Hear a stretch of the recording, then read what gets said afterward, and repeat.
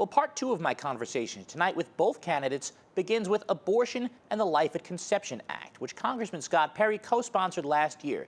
It would have given 14th Amendment equal protection under the law to all unborn fetuses, which many advocates believed would have constituted a total ban on abortion. You co-sponsored that last year, and you have said now this year that you agree with President Trump that abortion should be left to the states. Has your position changed? No, my position has never changed. I defend the sanctity of life. When it comes to abortion, I do not agree with taxpayer-funded abortions. I make exceptions for rape, incest, and the life of the mother. Our country should stand for life, but understand our system as well works where the states are in charge of determining where the cutoffs are. The Life at Conception Act, giving those 14th Amendment protections to fetuses.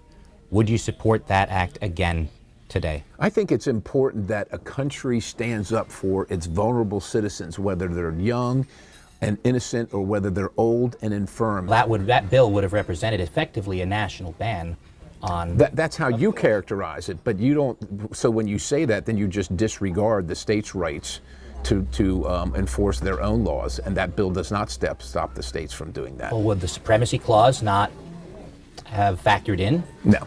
You don't think the Supremacy Clause of the Constitution would have? No, because the states, if you read the Constitution, all these things are reserved to the states except for what is explicitly given to the federal government, which is very narrow. It's a very fundamental right to have a person be in charge of their own body and not have Scott Perry or somebody from government telling you what to do with it. Are there any restrictions to abortion that you would support?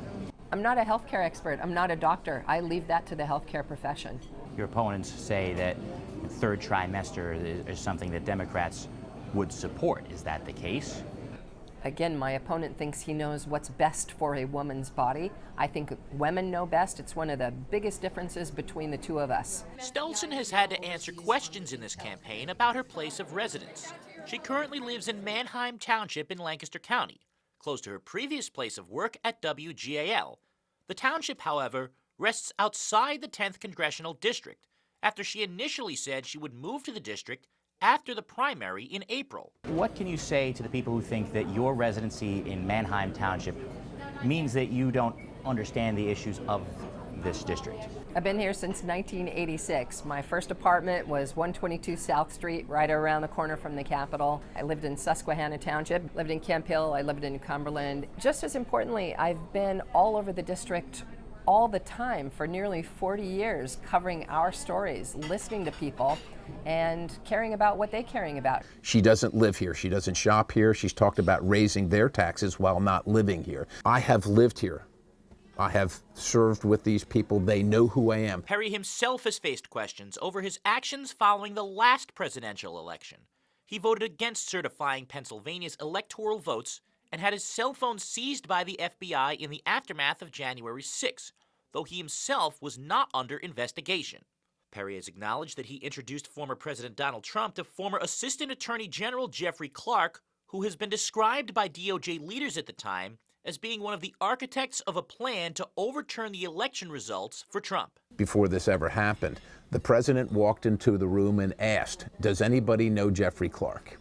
Well, I know Jeffrey Clark. I've worked with him. So I raised my hand. He said, "Scott, I want you to make an introduction." I said, "Okay, Mr. President, I'll make the introduction." Did you have any insight into those conversations? I mean, I knew generally what the president was concerned, I think, that the Department of Justice refused to investigate many of the credible claims. And to this day, those credible claims have never been investigated. With the benefit of hindsight now, do you believe that the election was decided fairly? Well, I would just say this.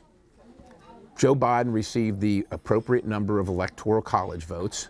As you know, I went to Washington, D.C. I sat out there in the cold and watched him put his hand on the Bible and take the oath. Will you certify the election results this year, regardless of who wins? If it's fair, absolutely. America is known around the world for our peaceful transfer of power. It's one of the most important things about our democracy, and one of the things that the rest of the world looks at us with great envy. So the fact that he would help overthrow that, try to turn over an election, try to turn over all of our votes, That's a real problem for people in this area. As the election sits just days away, both Perry and Stelson know the votes they need to win may still be there for the taking. And both have a message for those still deciding who to send to Washington. I've been the trusted nonpartisan voice in their living rooms for 38 years, and that's not going to change. You know, I used to shine a bright light on their issues and concerns. Now I'd like to take their voices to the halls of Congress and see if we can accomplish their needs and their wants. You know my record. You know I'll stand up for you. You know that I'm respectful of you. You know I'll listen to you. You don't have to believe all the lies that are put out there with millions of dollars behind them from people that don't live here and don't care about anything but trying to win the seat. They don't care about the people that live here, work here, pay taxes here, and are struggling right now. And you can watch part 1 of the conversation and the full-length interviews with both Stelson and Perry right now on Fox43.com. James Corrigan, Fox 43 News.